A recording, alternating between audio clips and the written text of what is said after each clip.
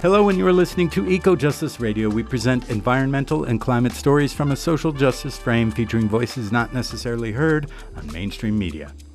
Eco-Justice Radio acknowledges that we recorded this show on the traditional territory of the Eidt people and all of their relatives in the place we call Orange County, California. Welcome, I'm Jack Eidt. On today's show, Migrant Ecosystems, Art, and the Journey Beyond Borders. We feature a conversation with Salomé Restrepo Alvarez, visual artist, teacher, and cultural manager from Bogota, Colombia. She addresses social realities through art as a political dialogue with a feminist and decolonial approach. Salomé Restrepo is from Bogota, has a Master of Fine Arts and Master of Peace Education from the District University of Bogota. Her work addresses gender, migration, and memory with projects such as The Body as a Territory for Peace. She has taught at the Colombian University, in addition to co-directing the cultural platform podcast Culture en Route.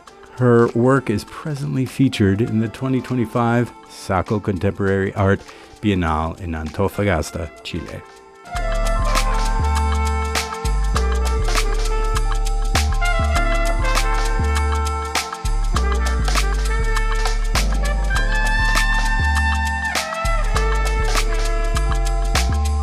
In this episode, we engage with artist Salomé Restrepo as she shares her insights on migration, cultural identity, and the role of art in addressing social issues.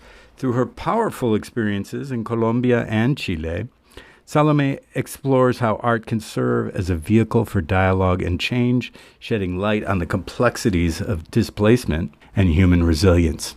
Join us for an inspiring discussion that challenges perceptions and highlights the importance of empathy in understanding the migrant experience. I first encountered her at the SACO Contemporary Art Bienal, which she was constructing her piece Migrant Ecosystems, thematically connected to the Dark Ecosystems, title of the show, taking place in the world's driest desert. The Bienal SACO exhibition emphasized the connection between art and science, seeking to showcase contemporary artworks in spaces all over the city of Antofagasta. The show, presented in a region whose economy is dedicated almost exclusively to mining of rare earth minerals like copper and lithium, celebrates what they call the dark biosphere, which may include subsurface microorganisms that defy any theory about what life can endure. Yet, this dark biosphere can also be interpreted as the multitude of ways that people and communities can survive and thrive in this most inhospitable desert. The Bienal SACO featured artists from all over Latin America, Europe, North America, and Asia.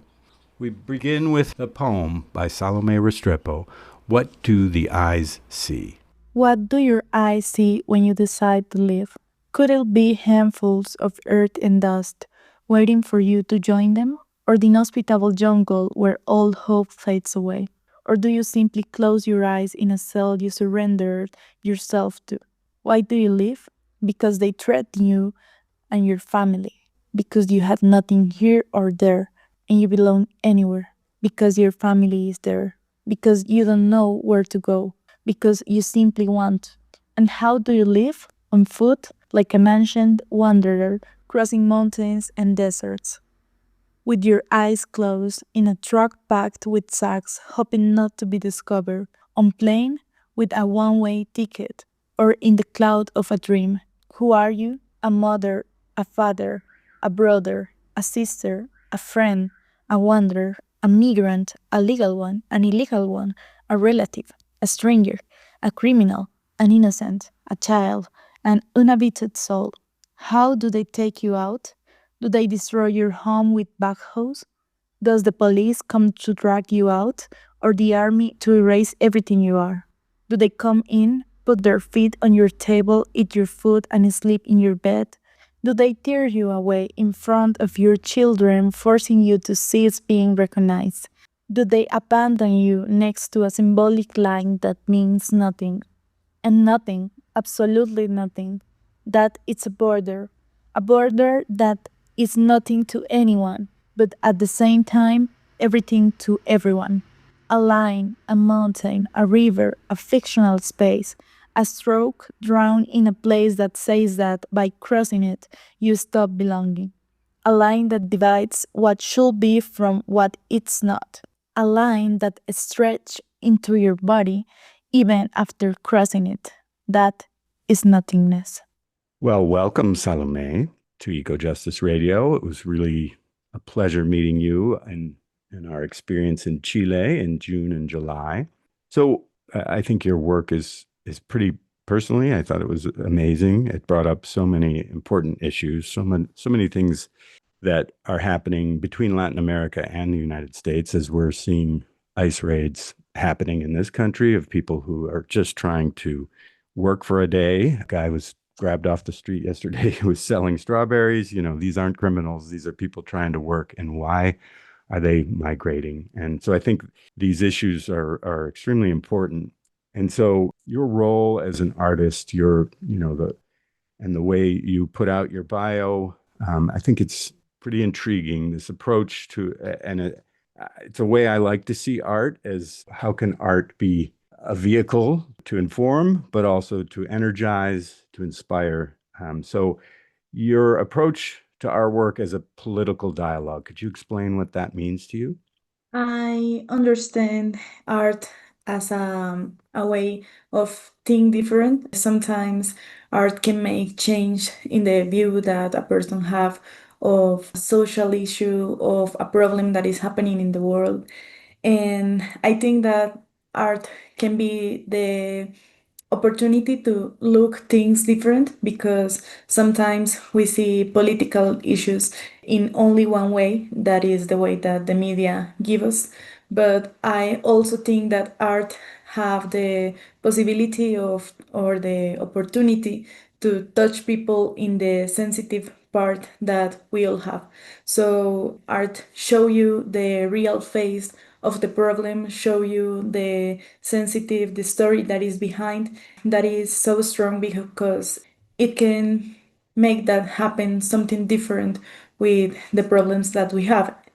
It cannot be always something that changed the world because saying that is like something very difficult change the world with the art, but I also think that art have that strong thing to think different, to see the things in another view that we don't always have in front of us. Yeah, that definitely brings up the issue. Well, can art make an active difference in the political realm? I mean, I mean, you touched on that, but it's really a worthwhile question. There is art that can make a difference, but I think also art is at its strongest position in the cultural dialogue if it's sort of allowing the audience to make up their mind and not sort of, I mean, there's the art that's on the what we call the soapbox. It's basically saying this is what's happening and this is horrible, and that's important too. So how do you see that in terms of the dialogue, as you say? I see that art show you like these problems, but not only with the view and the sound of the situation. You can also experiment the things that is happening. So sometimes there are artists that create like installation or projects that touch the people even in other feelings that are not always related by the presented of the media. So I see that is something very difficult because sometimes art can be much harder and can create a big change in a thing that the artist doesn't think in the beginning of the project, because sometimes we doesn't think about this work is gonna make a change. We only think Right. what we want to communicate to the people, but sometimes it have this like these possibilities to create change and to show things different. Well, we're a radio show, not visual, so we have to talk about your art. But I would say, from my experience of your art is also beautiful. Your piece at SACO in Antofagasta, Chile, it has a landscape quality. You created the mountain. You did it in a sculptural way. Should art be beautiful? I mean, how do we because it's really a question like sometimes art is just there to accent our lives and make things pretty to put up on the wall. That's clearly not the role that you're assuming, but you also, I think you make beautiful art. What's your view on that? I think that sometimes it's a decision from the artist. I can also make like a huge mess with my work, creating something that impacts people and make them feel like uncomfortable in the place. But with my work specifically, I also like to show the resistance of the people, not only in what I present on SACO. I also like to show how communities make resistance to some like problems that are always in their lives, economical, political, social problems, and they found the opportunity to go in a different way or to create a resistance from the arts. So I also like to show beautiful things that have in the meaning of them the problem that is behind, because I think that sometimes for me it's not so good to show like all the disaster that is in the problem, because we see that all the time. Yeah, Eh, yeah, and I very also true. like to show the people that is behind these stories, because for me people is too important. They are like the center of everything. So showing something that is rude, it doesn't fix well with the respect that I have for the people that I work with. Yeah, absolutely. It's well, we can talk a little bit more about your actual piece, but first we'll start. So, as we said, you're from Colombia, and we met at Bienal SACO, which is a every 2 year art presentation that takes over the city of Antofagasta on the coast of Chile. The show is called Dark Ecosystems. Can you tell us how you sort of made that connection between your world in Colombia and down to Chile? Okay, it have like a history before the Bienal and the connection with Chile.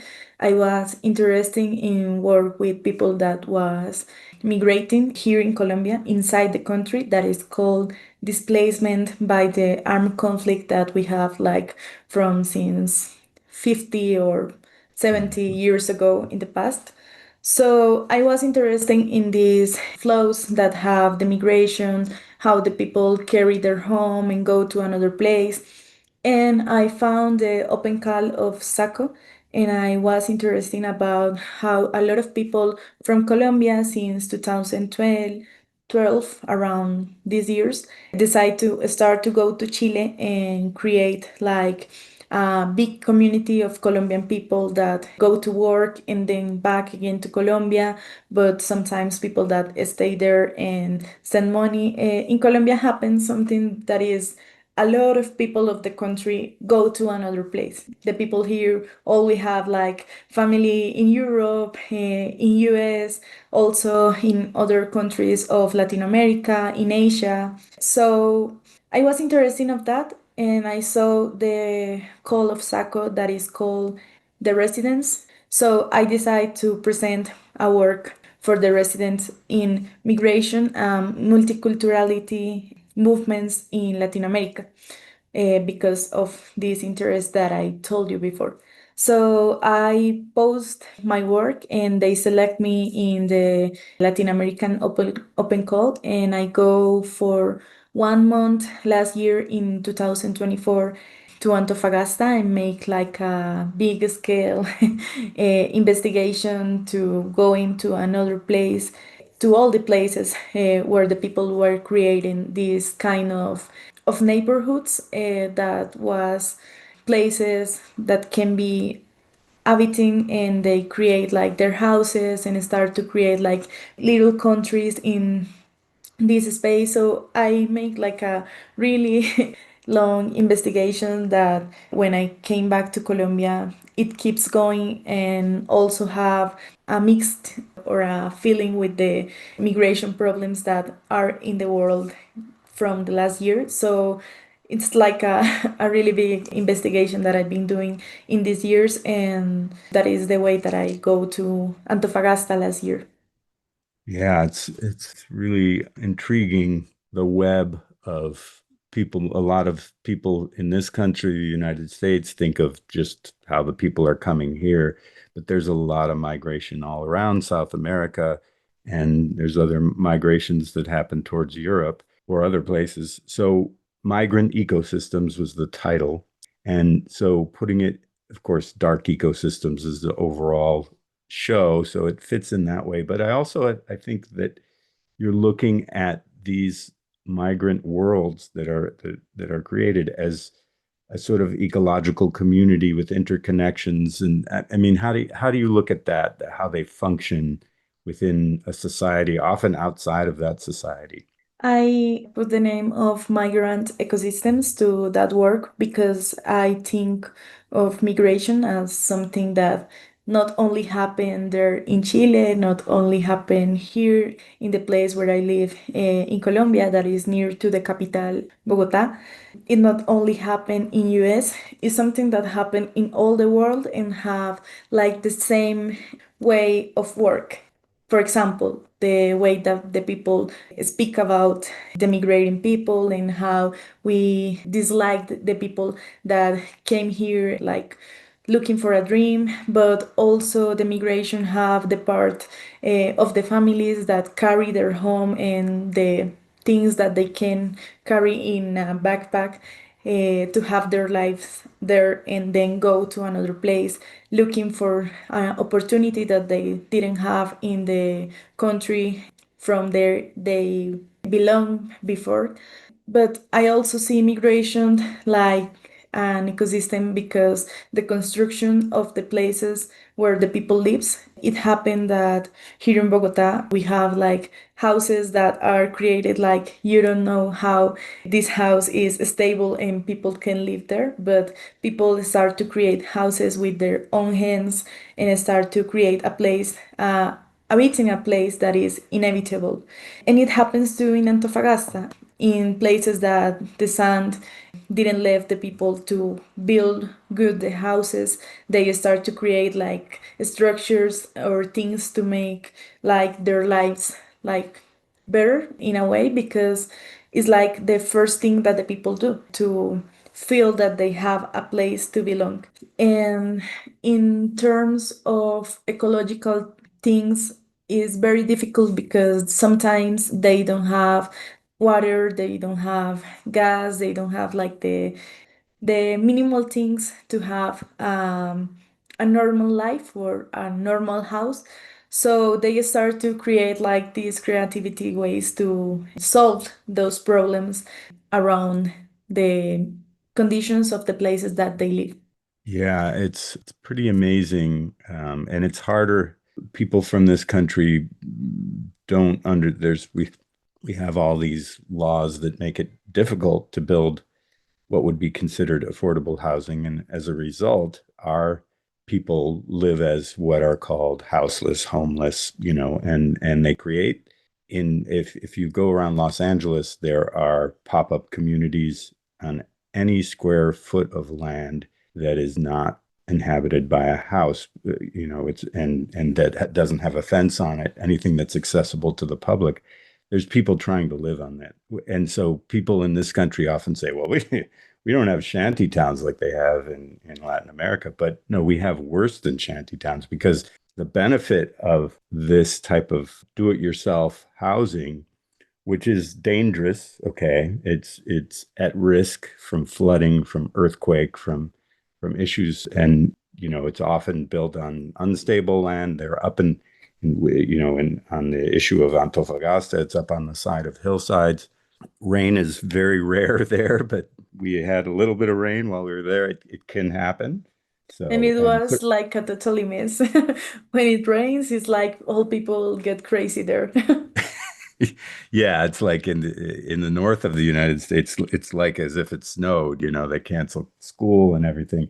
It's really interesting how the climate fits in, and this is also a place where there's so little rain. There's no vegetation. It's basically rock. There's a few places into the Pampas and the desert of the Atacama where there's some trees that can grow because of more underground flow, but that whole Pacific coast has, an incredible very steep mountain range that should be uninhabitable to all human beings, but with multiple creations, which brings me to sort of why people end up in this. This is Antofagasta, which before I went there in 2024, I don't even know if I had even heard of, and it's a pretty large city. It's a mining community. There's not much in terms of tourism or anything else. It's the economy and the social reality is based around the multiple interests of mining. It's where they process, it's where they ship out through the port of the multiple, lithium, copper, silver, and a history that in other shows that I've done and talked quite a bit about that. So we have just a couple of minutes before the break. People are coming for the mining community, but did you find that that's what, because you talked with people, you were working with people, what's attracting people from far away? I see different things in my investigation. From the beginning, Antofagasta was a city all focused in minery, but from I don't know 200 years ago, they have like different kind of minery things. These migration communities that go there in the past was like European from Croatia, I think. But next, in the past years, happened something in Colombia, different things that make the people go there. First of them was the armed conflict that I talk about.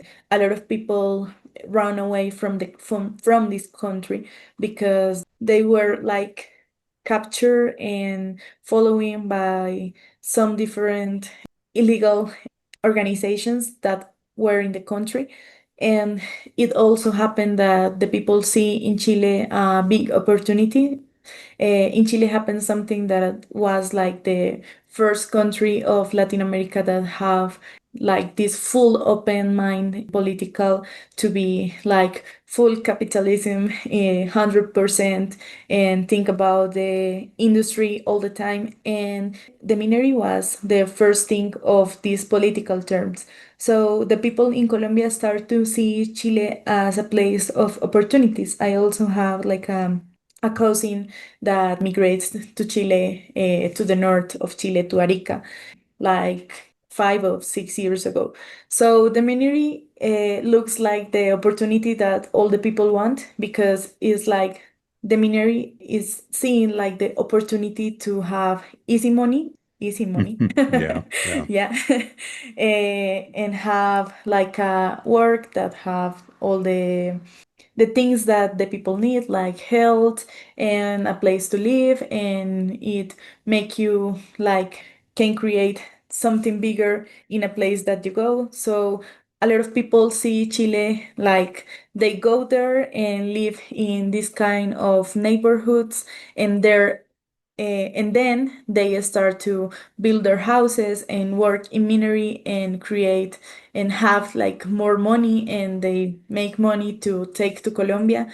It's the same thing that happens in another countries. The people go there and work so hard in different works. They have 2, 3, 4 works in a day, and they keep money and they came back to Colombia, and here they invest in some things, or sometimes they stay in the country and look for a better life. It's not also the minery, it's like the money that they show they have in the place, the thing that is attracted to the people that doesn't have like a lot of possibilities in the country where they live before. Yeah. There's a lot more we can say about this. We're going to take a quick break and come back.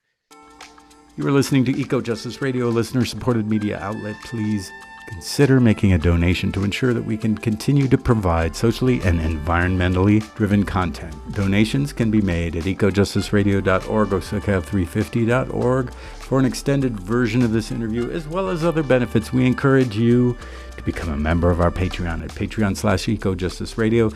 Today, you're listening to Migrant Ecosystems, Art, and the Journey Beyond Borders. I'm your host, Jack Eidt, and we feature a conversation with Salomé Restrepo Alvarez, visual artist, teacher, and cultural manager from Bogota, Colombia. She addresses social realities through art as a political dialogue with a feminist and decolonial approach. This is a clip from Between the Mountains and the Desert by Salomé Restrepo Alvarez. En un camión repleto de bultos, esperando no ser descubierto. Recorriendo en un avión con un pasaje sin regreso. Con los ojos cerrados. O en la nube de un sueño. En un camión repleto de bultos. ¿Quién eres? Esperando no ser descubierto. En un avión con un pasaje sin regreso. Un hermano. O en la nube de un sueño. Una amiga. ¿Quién eres? Un amigo. Una madre. Un caminante. Un hermano. Un migrante. Una hermana. Un legal. Un amigo. Un ilegal. Un caminante. Un migrante. Un legal. Un extraño. Un ilegal. All right, so we're back and talking about migrant ecosystems and the conditions that force people to pick up and leave their home, their people, their economy, their way of life, their culture. You've talked a bit about the conditions in Colombia. It seems like things have been a little more stable in recent years there. That's the first part of this question, but we have also socio-economic forces that are happening in Peru, Bolivia, and Venezuela, which have experienced significant political chaos, meaning, we just have, the president of the United States wants to regime change. The head of Venezuela, there's a 50 million, whatever, bounty put on his head. That doesn't create a society. There's been blockades. Bolivia's had multiple coups, multiple questions about who's in charge.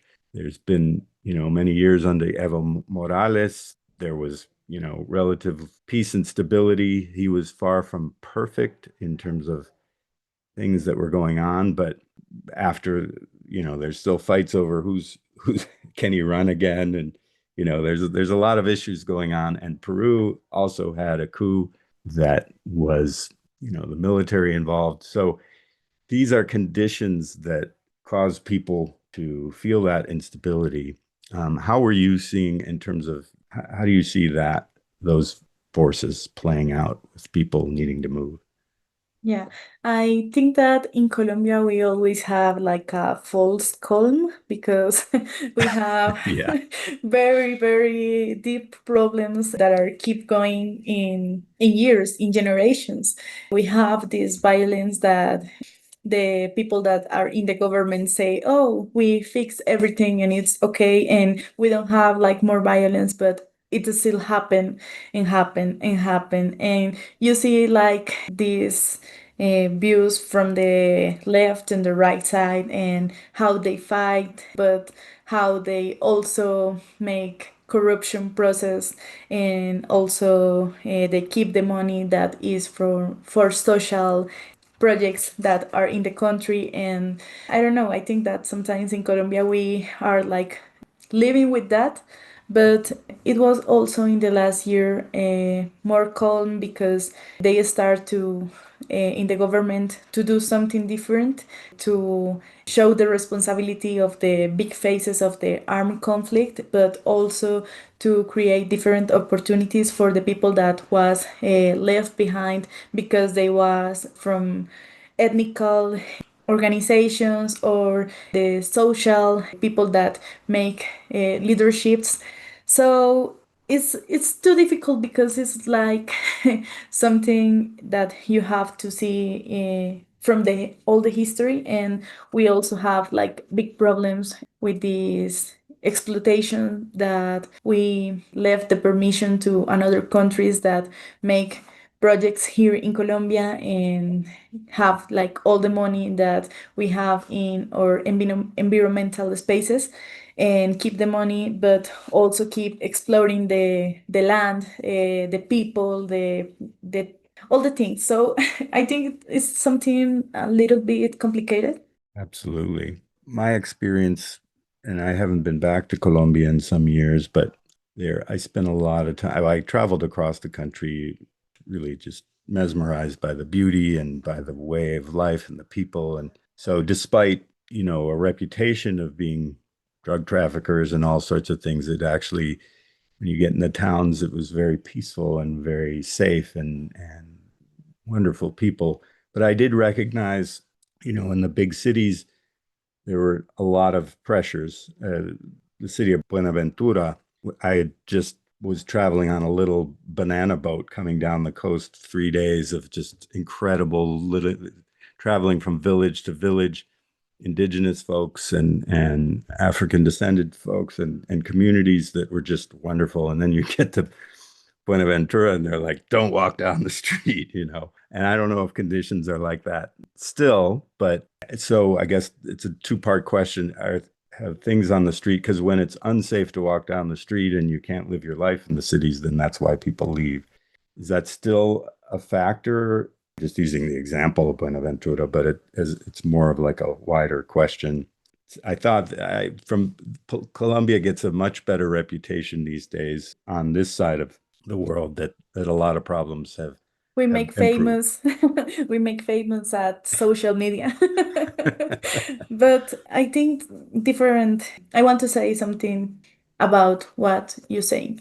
First one, when I say we have like a false calm, it's true. It's difficult to have these problems living under us. But I think Colombia, for the violence and the problems that we have from some years ago, we learn how to live with happiness, even if the things are not going too well. The first thing that I say to you when we start to talk was about that, the resistance. I really look that every day in Colombia with the people that I talk with. Also, this thing that not go that way for that street, it's something that happened from some years ago because they are like some kind of resources that happen in the cities but also in the countryside that are controlled by some legal and illegal like organizations. Sometimes they are controlled by industries, but sometimes they are controlled by these armed groups. So they like make this interwar and start to fight against each other and have these territories. And you came to Colombia and you know, okay, from that street to that street, you know, is the territory of that group. And then if you go to another place, you know, you have to be careful. Sometimes it happens something here that is these armed groups protect people. So if you are in their territory, they make like this security to your place, but it's also have like a pay for that. Sometimes it's economical, sometimes is to respond or to be behind people that make bad things. So you have to understand for what place you can go. And in the last years, it started to happen something, and is that the conflict and the problems start to be like more specific because they are people. Like 1 week ago came a notice that say that Mexican and Italian mafias came to Colombia and start to create here like this kind of mafias like the narco traffic in the 80s, but Right, right. directed by different people, but it also affects the people in Colombia. So the problem started to become bigger, but we also have these social media looks that show the beauty of the country because we have like this happiness, but also these beautiful places, but also the violence that is like under us. So it's like a lot of everything, I think. Well, one thing that I failed to discuss about your bio, you refer to yourself or your work as a gestora cultural, which my translate would be a cultural manager. But if you could explain to me, because it sounds like that's your sense of these different forces is really what. So if you could explain what that role is and how it translates to your art.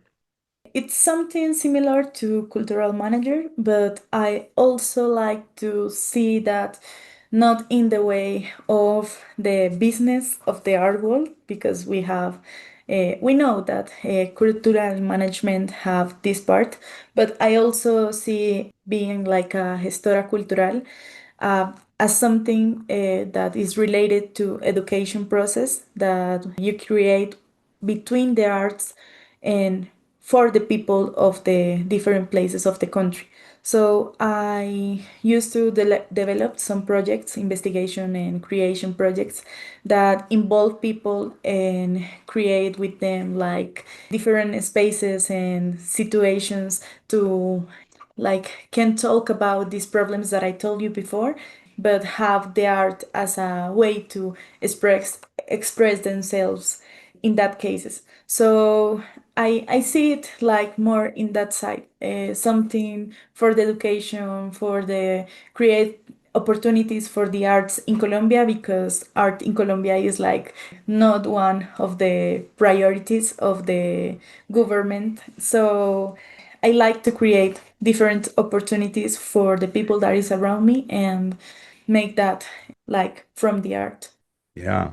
Well, it's really interesting how taking on the role of an artist in a society that may or may not support that, with actually funding, or because I think being an artist in the United States is starting to become an endangered species, because the funding for these type of endeavors is drying up and being diverted towards all sorts of corporate interests, war, whatever. So do you find you're able to express yourself and develop yourself as an artist? How do you survive in the world? Wow, that's a very, very difficult question. I know, and you don't have to Yeah. answer it if you don't Yeah, want. no, it's the one that all the people ask when you told, oh, okay, I'm an artist. Okay, and an artist can eat and pay the rent or something like that. Sometimes I like invest in my own projects. I work as a teacher in a university here in Colombia. So that is my first like economical term to keep my life. But I also present myself to some like grants that appear in Colombia and also in international spaces that make this kind of grants from for Latin American artists. So I do like I say that is like a circus artist that make like these things with the balls and doesn't left that one ball. I think that art is the same. You are all the time like making things to can do the works and also to can create this kind of projects that doesn't have like a economical thing in the front of the project and also survive and do other things. So it's is like you do a lot, Yeah, but well, it's satisfying. yeah, I mean, it's a real credit to you, frankly, as someone who also is, doing what I can to survive, but really not so compelled. I mean, you're clearly not creating, at least the art that I saw in person wasn't meant to be put in somebody's living room. It's more to create, a concept and to, as we've been talking about, to create a dialogue, to promote a better understanding. I think that the world society needs these types of discussions. We need to be provoked a little bit and educated a little bit and inspired a little bit. And so I feel that that's kind of what your angle is on that, and I appreciate that. We're again coming up against a break, so this question might get longer, but I think that we were talking a bit about these communities in Antofagasta where you were doing your research. I'd like to talk a little bit more specifically about your experience. And so in your art piece, you had, clothing that you had found. You took artifacts from, but you were collaborating with people, getting to know them. And when you go, and this is a common situation among people in cities, and they say, oh, the dangerous places is where all those foreigners are living up on the mountainsides. And you clearly ignored that advice and went and hung out. So could you tell us about your experience? And you know what I'm going to do? I'm going to go to the break because I don't have enough time, and we'll pick up for the answer to this on the other side. So I'm going to take a quick break, and we'll be back in a second. You are listening to Eco Justice Radio, listener-supported media outlet. Please consider making a donation to ensure that we can continue to provide socially and environmentally driven content. Donations can be made at ecojusticeradio.org or SoCal350.org for an extended version of this interview, as well as other benefits. We encourage you to become a member of our Patreon at patreon.com/ecojusticeradio. Today you're listening to Migrant Ecosystems, Art, and the Journey Beyond Borders. I'm your host, Jack Eidt, and we feature a conversation with Salomé Restrepo Alvarez, visual artist, teacher, and cultural manager from Bogotá, Colombia. She addresses social realities through art as a political dialogue with a feminist and decolonial approach. This is another clip from Between the Mountains and the Desert by Salomé Restrepo Alvarez. Illegal entry will immediately be halted, and we will begin the process of returning millions and millions of criminal aliens back to the places from which they came. We will reinstate the journey to reclaim our republic has not been an easy one, that I can tell you. I was saved by God to make America great again.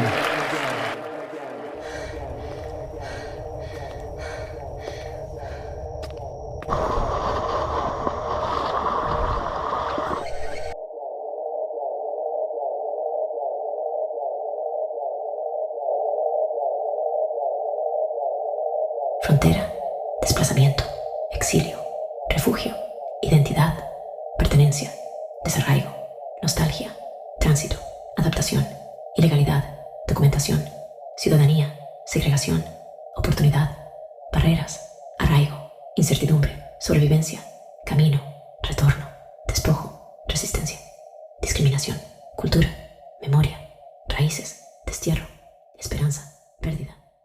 Okay, so we're back with Salomé Restrepo, and just as I was, before the break, introducing a question of your experience in Antofagasta, that from your residency with Bienal SACO and your experience living with the folks who are up on the mountainsides. Yeah, so that was interesting because before go to Chile, I was looking like in internet, and it says like this places was very dangerous, but I also say no, I don't have a problem because I walk in very dangerous places in Bogotá, and I feel so comfortable in that places. So I say, okay, I can do it that.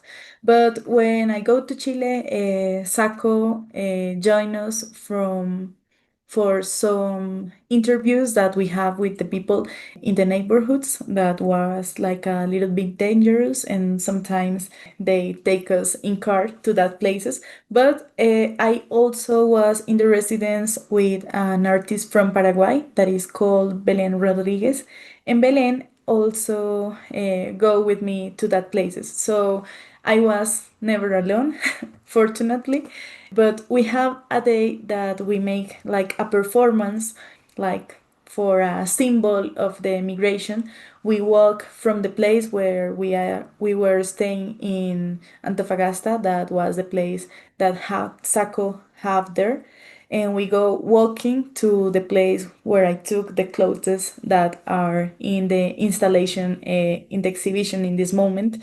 But it was also one of the most significant places in the research. So we walk for 14, 15 hours from 6 a.m. also to 4, 5 p.m. or no, I think that was 8 p.m. So we walk, and the people say, how you walk from all the city with your faces that show that you aren't from here. And in that dangerous places, you two women with cameras, how you do that? So we say, okay, no, we do that. We believe that something in the world is gonna keep us safe, and it goes good. I also think that sometimes people make like exaggerations, and Yes. sometimes there are places very, very dangerous here in Bogotá, that more dangerous than Antofagasta. So Yes. for me, it was like a walk in the park. Exactly. Yes, that's my feeling too. Yeah. Well, that's impressive because it takes some experience as somebody who, travels a lot and have been and I've been mugged on the street on the street in Panama.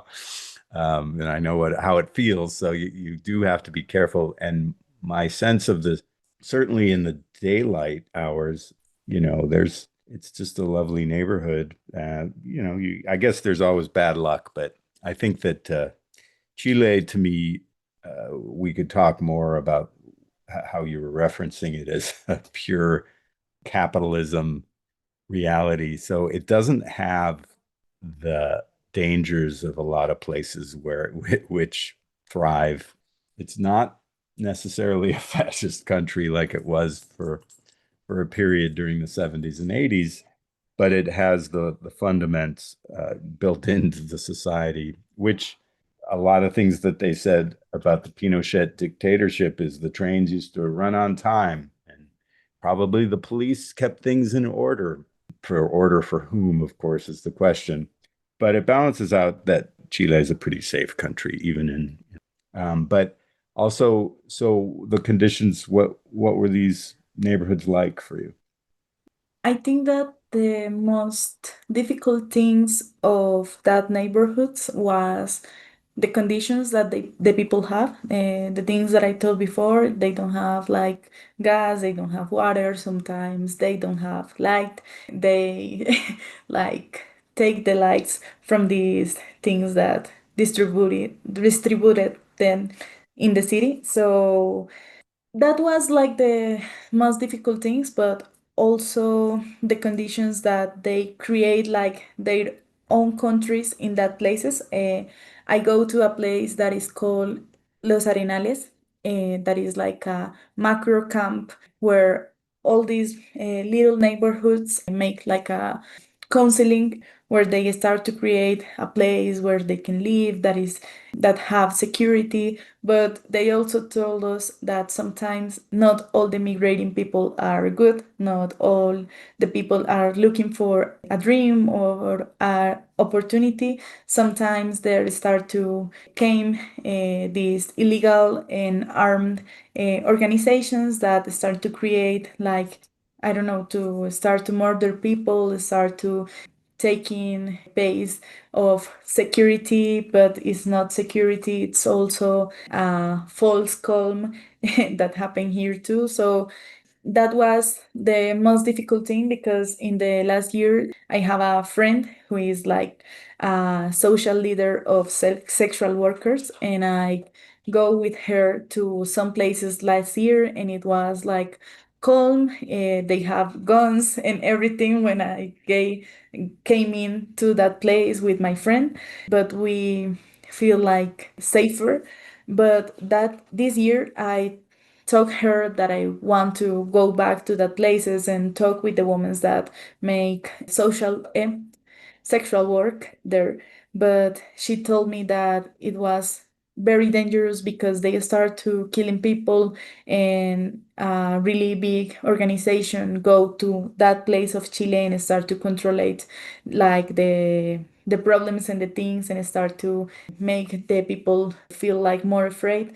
So they have like these problems with the space, the places, the sand that didn't make that the houses are like too secure for a environmental problem. But I think that the most difficult thing is that in the past years start to came this kind of violence to the place and start to create like a very new part of this ecosystem that is related to migration. Yeah, absolutely. So that brings us looking at through the work that you've been doing. Part of your thesis is the body as a territory for peace. What's the basis? What was the investigation that you had for that?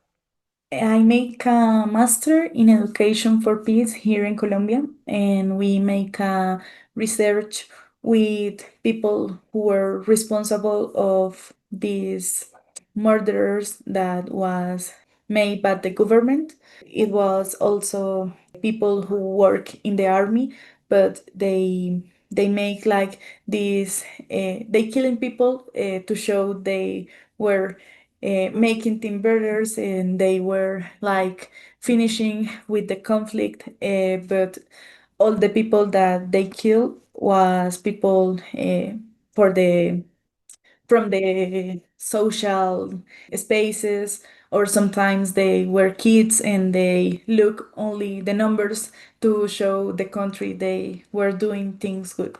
So that people make a process from 2026, peace the peace accord that was made in La Habana, and they start to do like activities to make things good for the people that they hurt in the past. But it was very difficult because the victims of the armed conflict didn't feel comfortable with these people that killed their sons, their fathers, their mothers, Yeah, their absolutely. sisters. So I start with the group of the master that were 5 people, most of them artists. We start to create some workshops where we start to create like a relationship between these people that make the things bad in the past and the victims of the armed conflict, and start to look for a conversation between them. We didn't look for like the forgiveness. We were looking for creating this process of peace that have more most of them that were most of the things that we were looking for was restoration and like healing the emotions of the people.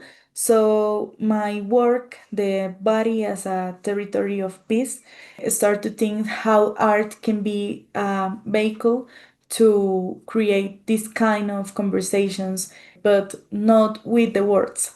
It must have like some performance exercises where the people see each other and recognize each other as the past and the present and the things that they want for the country. So it was like a 2 years project, and it was very beautiful because the body can explain sometimes things that we can say in words.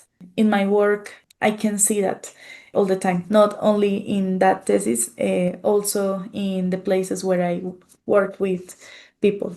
Yeah, it's fascinating. I think this is maybe an example of, I mean, it has an art sort of background to it, but you're also talking with people, you're bringing people together, you're trying to formulate a safe space where people can express themselves, even though, because there's so many forces that cause people to get involved in, people who join the military, sometimes they have nothing to do with killing or interest in violence or hatred toward people, and they end up in these roles. They're trained in these roles, whether that's what they intend. Maybe they just they didn't have the money to, I mean, I'm talking about the United States type military. It might be different conditions in Colombia, but these people are enlisted to be killers sometimes. And that is why we have a suicide rate here of people coming back from the wars that the United States has been causing. And it's a truly disastrous thing,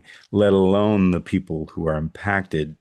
It's the killers, their own damage to themselves and their lives and their families, and but how they're affecting the people, and we don't have those kind of dialogues for what's going on, the war-based economy that we're living in this country now. So I think that's really, for me, it's very inspiring.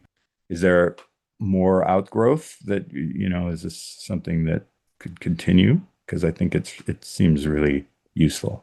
Yeah, I hope that this kind of works continue. In this moment, from like 2020, the government makes something that is called the Comisión of la Verdad, that is like inform where they talk about the violence and they start to create this kind of restorative process, and keeps going from this moment, and they start to do like other peace process with other kind of armed groups, because in Colombia they are like a lot. The one of 2016 was Las FARC, but we also have another groups, and the Right. government is doing this process. And in my work in particular, I really want to keep going of doing this kind of research that involve to make something with the people and can leave something for the society, I hope.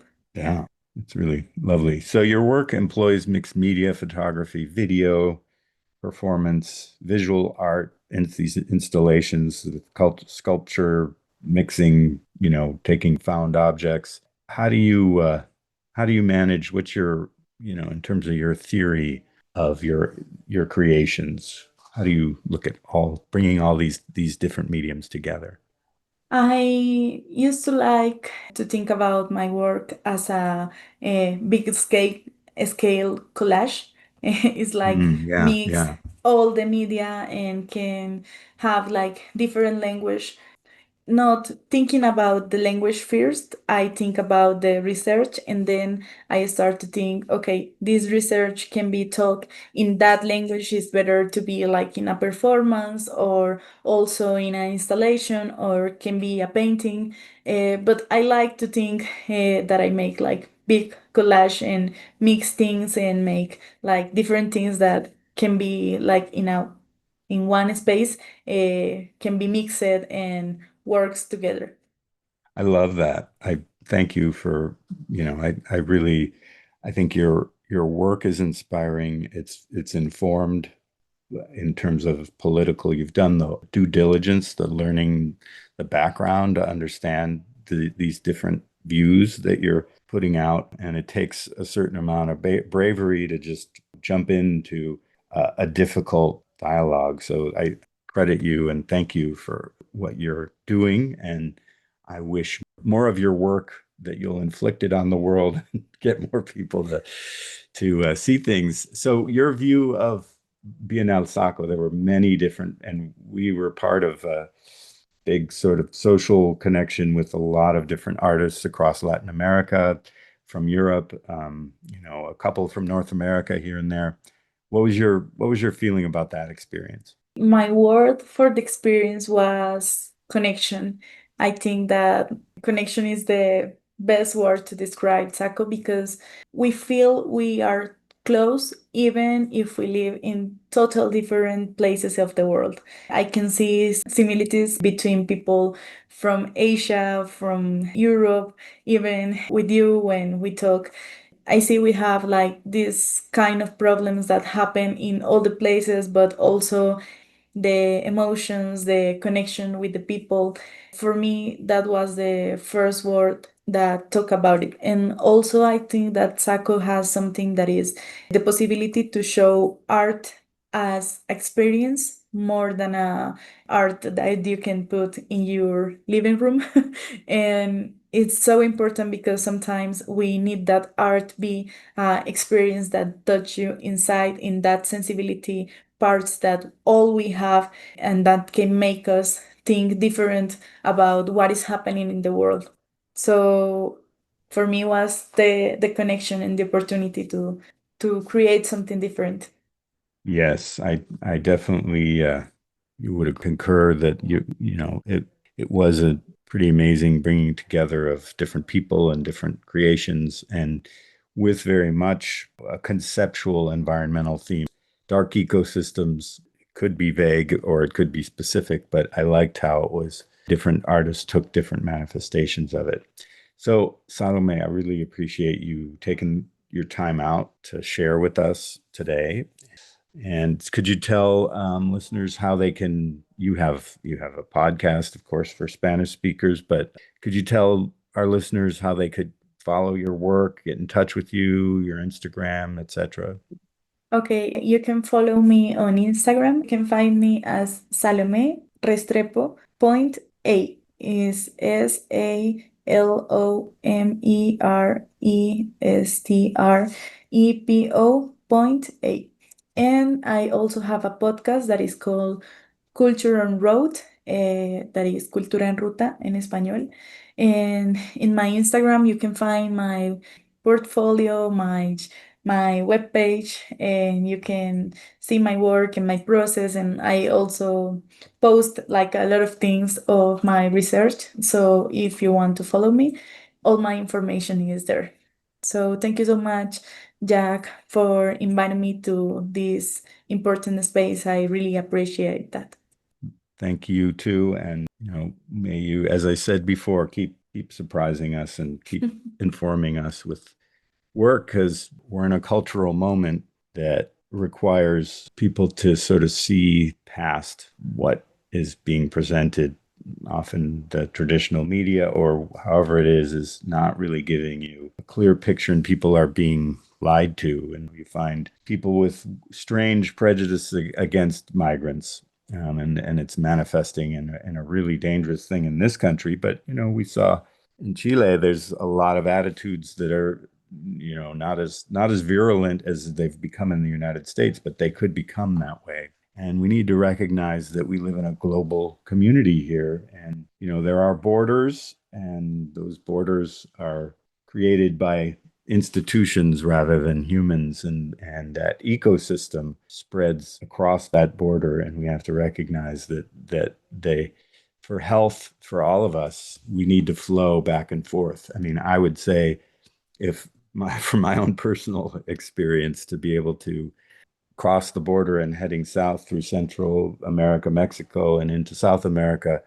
and learning from people and the way of life there, it's really inspiring that, and being able to understand different ways of looking at the world, and meaning also people from those worlds should be able to cross into, our country. And often because of these wars, because of this situations that have been happening, United States regime changes, look at what's been happening and what continues unabated, really. And it has real impacts on people, normal people, and they can't live their lives. So thank you for doing your investigations, and thank you for sharing with Eco Justice Radio.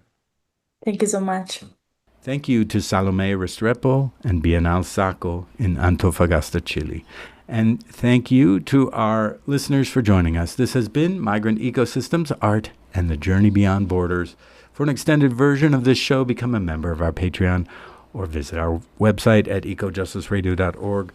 Please connect with us on social media at Ecojustice Radio, SoCal350, and Wilder Utopia. If you like what you've heard and you want others to be informed, subscribe and share the episodes.